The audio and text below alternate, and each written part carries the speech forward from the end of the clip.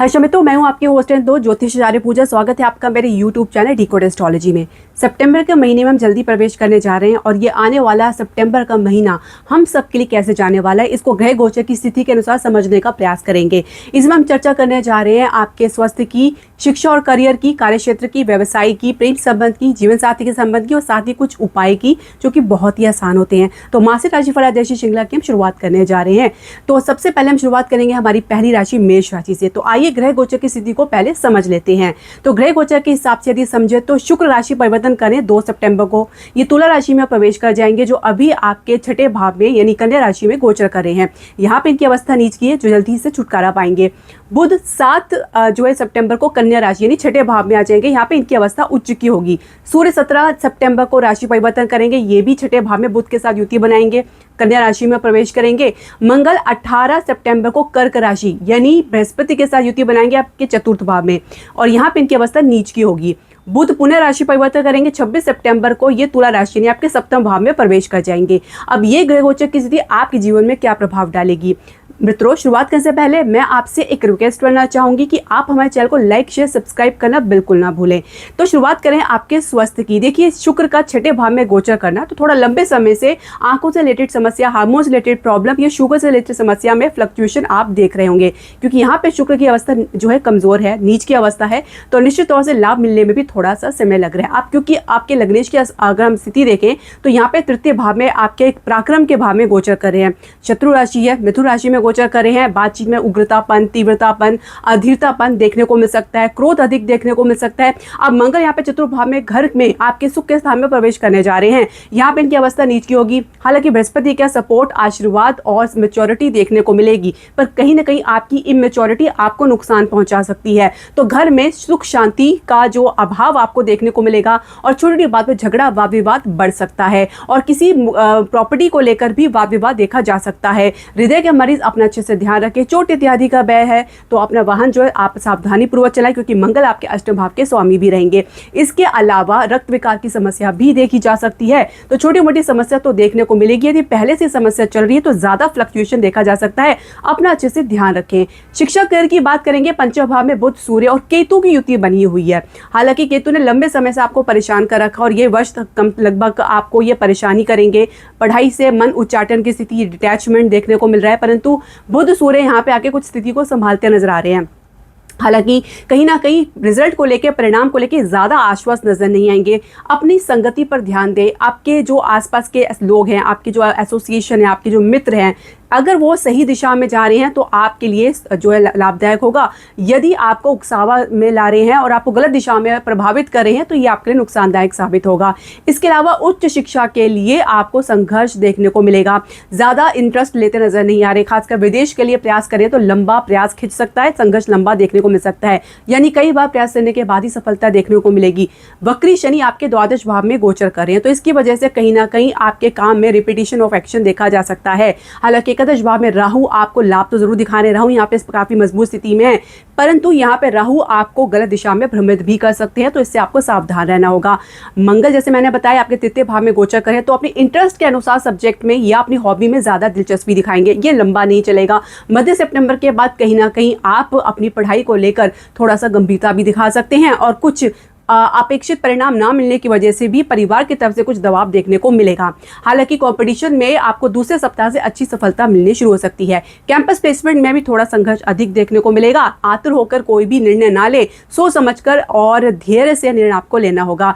Career की शुरुआत करने जा रहे हैं तो कहीं ना कहीं आप किसी मसले को लेकर लंबा संघर्ष में आप पड़ सकते हैं, या खिंचता हुआ नजर आ रहा है और कहीं ना कहीं नुकसान या कुछ अपेक्षित परिणाम ना मिलने की वजह से भी कहीं ना कहीं आप अपने आप को एक लूप में आप फंसता हुआ महसूस कर सकते हैं।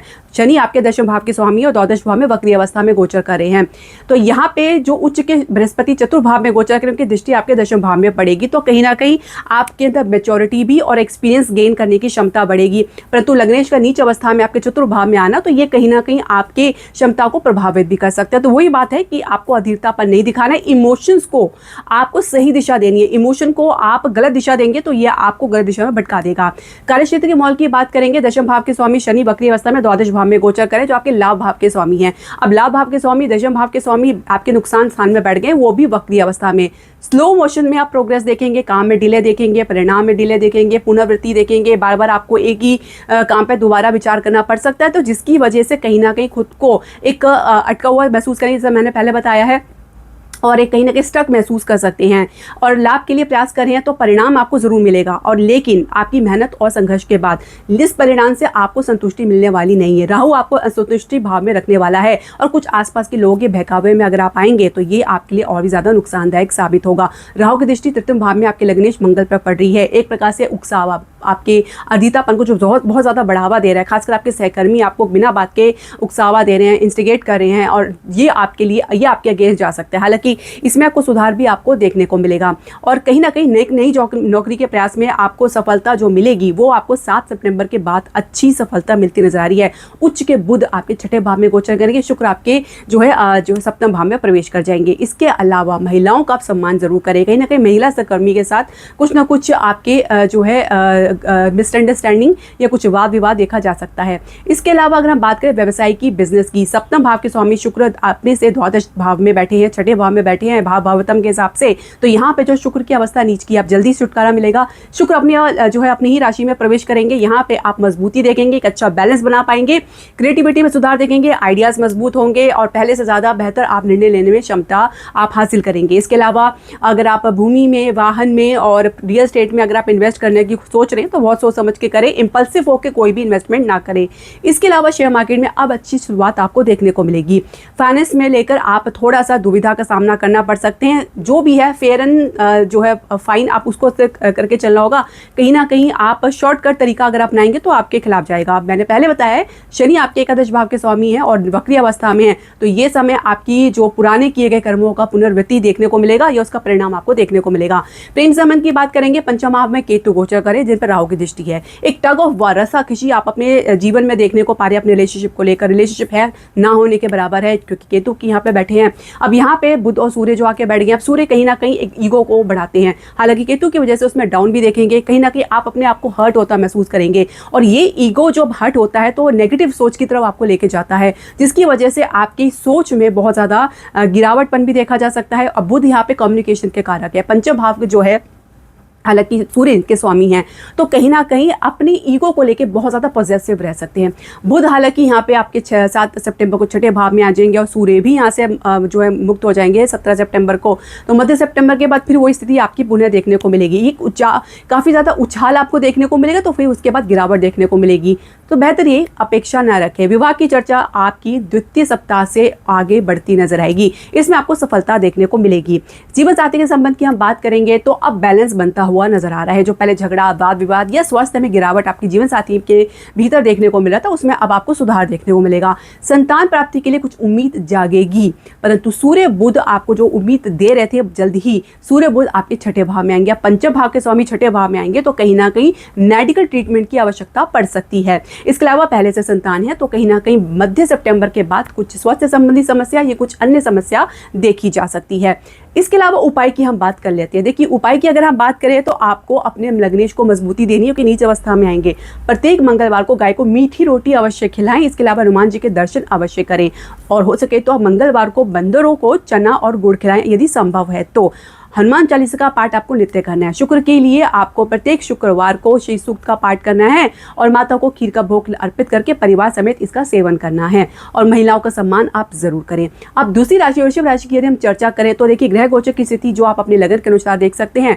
आप इस प्रकार देखेंगे कि द्वितीय भाव में मंगल गोचर कर रहे हैं, तृतीय भाव में उच्च के बृहस्पति गोचर कर रहे हैं, बुध सूर्य केतु आपके चतुर्थ भाव में गोचर कर रहे हैं, लग्नेश नीच अवस्था में पंचम भाव में गोचर कर रहे हैं, दशम भाव में राहु गोचर कर रहे हैं, शनि वक्री अवस्था में एकादश भाव में गोचर कर रहे हैं। अब समय अनुसार परिवर्तन देखेंगे। शुक्र जो है आपके लग्नेश 2 सितंबर को ये आपके तुला राशि में, यानी आपके छठे भाव में प्रवेश कर जाएंगे, अपनी राशि में प्रवेश करेंगे। हालांकि भाव छठा है, त्रिक भाव है, जो कि अच्छा भी नहीं है, लेकिन राहत भी देखने को मिलेगी। बुध 7 सितंबर को कन्या राशि में प्रवेश करेंगे, ये आपके पंचम भाव में आ जाएंगे, उच्च अवस्था में आएंगे। सूर्य भी 17 सितंबर को बुध को ज्वाइन करेंगे, ये भी बुध आदित्य योग का निर्माण करेंगे। मंगल 18 सितंबर को कर्क राशि यानी आपके तृतीय भाव में बृहस्पति के साथ युति बनाएंगे और यहाँ पे नीच अवस्था होगी। नीच भंग भी हो रहा है क्योंकि यहाँ पे बृहस्पति उच्च के हैं। इसके अलावा बुध आपके 26 सितंबर को पुनः राशि परिवर्तन करेंगे, तुला राशि यानी छठे भाव में आ जाएंगे। शुक्र के साथ इनकी युति देखने को मिलेगी। अब अगर हम समझे स्वास्थ्य की दृष्टि से, तो देखिए आपके लग्न से छठे भाव में आ रहे हैं, तो इसका परिणाम भी आपको देखने को मिलेगा। किसी महिला के कारण कुछ नुकसान या वाद विवाद देख सकते हैं। शुगर की समस्या में फ्लक्चुएशन देख सकते हैं। अगर हार्मोन्स रिलेटेड प्रॉब्लम है तो उसमें भी काफ़ी फ्लक्चुएशन देखी जा सकती है। महिलाएं अपने स्वास्थ्य का ध्यान अवश्य करें। आंखों की समस्या भी बढ़ सकती है। इसके अलावा स्किन रिलेटेड प्रॉब्लम या कुछ घबराहट या कुछ नर्वस रिलेटेड समस्या देखी जा सकती है। हृदय का मरीज थोड़ा सा लाभ प्राप्त करें, लेकिन काफ़ी उनको धैर्य रखना होगा और हो सके तो प्राणायाम जरूर करें, ये आपके लंग्स को मजबूती प्रदान करता है। इसके अलावा यदि शिक्षा और करियर की अगर समझे तो पंचम भाव में नीच के शुक्र क्रिएटिविटी में गिरावट या कहीं ना कहीं कुछ सुधार की आवश्यकता होने के बावजूद भी इस पर ध्यान ना देना, ये थोड़ी सी समस्या आप काफी दिनों से देख रहे हैं। अब बुध यहाँ पे उच्च की अवस्था में होंगे, शुक्र आपके लग्न जो है आपके छठे भाव में आ जाएंगे। कॉम्पिटिशन में अच्छा परिणाम देख सकते हैं। बेहतर निर्णय लेने में आप सक्षम रहेंगे। सूर्य बुध की युति पंचम भाव में आपको आपके निर्णय को सशक्त बनाएगी, निर्णय लेने की क्षमता को बढ़ाएगी, कंफ्यूजन को दूर करेगी, साथ ही परिणाम आपके आशानुकूल देखने को मिलेगा। लेकिन एकादश भाव में शनि का वक्री अवस्था में होना परिणाम के लिए बहुत मेहनत करनी पड़ेगी, संघर्ष करना पड़ेगा और कई बार फेलियर से भी गुजरना पड़ेगा। करियर की शुरुआत आप भी आपके भीतर कह सकते हैं कि अपेक्षा बहुत ज़्यादा रह सकती है, परिणाम वैसा नहीं देखने को मिलेगा। वही बात है, दशम भाव के स्वामी शनि है जो एकादश भाव में गोचर कर रहे हैं और ये आपको कहीं ना कहीं ग्राउंडेड रहने के लिए भी आपको सीख देगा। आपके कार्य क्षेत्र के माहौल की बात करेंगे तो दशम भाव में राहु गोचर कर रहे हैं, संतुष्टि की कमी देख रहे हैं, एक उतावलापन देख रहे हैं और एक स्टेबिलिटी की कमी भी महसूस करेंगे। राहु बहुत ज़्यादा फ्लक्चुएशन देता है, इनस्टेबिलिटी देता है करियर को लेकर और कहीं ना कहीं खुद को अनफिट भी महसूस करेंगे या खुद को ज़बरदस्ती किसी काम में लगाते हुए भी देख पाएंगे। तो ये कुछ केतु का भी असर देखने को मिला, केतु की दृष्टि राहु पे पड़ रही है। अब इस वजह से कहीं ना कहीं काम को लेकर उतनी मज़ेदारी बनती नजर नहीं आ रही, इंटरेस्ट बनता नजर नहीं आ रहा। जब काम को आप इंजॉय नहीं करते वो बोझ की तरह लगता है। इसके अलावा परिणाम मिलने में भी काफ़ी विलंब होने की वजह से भी काम के प्रति एक उदासीनता देखी जा सकती है। नई जॉब के प्रयास में आपको कह सकते हैं अब सफलता मिल सकती है और कहीं ना कहीं ये प्रयास आपको सफलता दिलाने में और भी ज़्यादा कारगर साबित होगा क्योंकि आपके लग्न छठे भाव में अपनी राशि में प्रवेश करेंगे। बेहतर निर्णय लेने की क्षमता, स्वयं को बेहतर तरीके से प्रेजेंट करना, ये अब आपके भीतर बढ़ता हुआ नजर आएगा। यानी लीडरशिप की क्वालिटी और भी ज़्यादा सुधार इसमें आपको देखने को मिलेगा। इसके अलावा व्यवसाय बिजनेस की बात करेंगे तो सप्तमेश आपके जो मंगल हैं, अब ये द्वितीय भाव में गोचर करें तो आपने शेयर मार्केट में काफ़ी अच्छा कमाया है या कुछ ज़्यादा आपने इसमें इन्वेस्टमेंट किया। अब आपको सोच समझ के इन्वेस्टमेंट करना है। स्थान से बाहर कोई उम्मीद आप तलाश कर रहे हैं तो सफलता भी मिलेगी, साथ ही संघर्ष भी देखने को मिलेगा। इसके अलावा वाहन, भूमि, भवन या आप रियल एस्टेट या प्रॉपर्टी के बिजनेस में अच्छा खासा आपको यहाँ पे एक बैलेंस बनता हुआ नजर आएगा। लेकिन मध्य सितंबर के बाद फिर वही स्थिति जो है फिर से आप इसको देखने को मिलेगी क्योंकि केतु यहाँ पे चतुर्भाव में गोचर कर रहे हैं।